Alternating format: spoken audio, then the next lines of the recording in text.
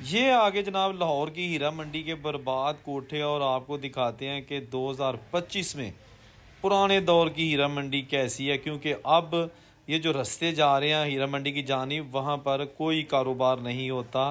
मेरा मतलब सिर्फ जूतों का कारोबार होता है। बाकी जो बाज़ार हुसन की रौनकें थी वो अब ख़त्म हो चुकी हैं। और आप ये जो पुरानी और बड़ी बड़ी इमारतें देख रही हैं जहाँ कभी रक्स व सरूद की महफ़िलें जमा करती थी, ये जनाब तमाम इमारतें अब भूत बंगले का मंजर पेश कर रही हैं। ये एक आदमी ढोलकी बना रहा है, तबला बना रहा है। ये कभी काम यहाँ पे अरूज पे था, लेकिन अब जनाब सिर्फ जूते बनाने वाले लोग यहाँ पे काम करते हैं। ये आप साथ देख सकते हैं, हर तरफ जो पुरानी इमारतें हैं वहाँ पर जूतों की तैयारी और फ़रोख्त का काम होता है। पुरानी पुरानी बड़ी बड़ी इमारतें बिल्कुल वीरान पड़ी हैं।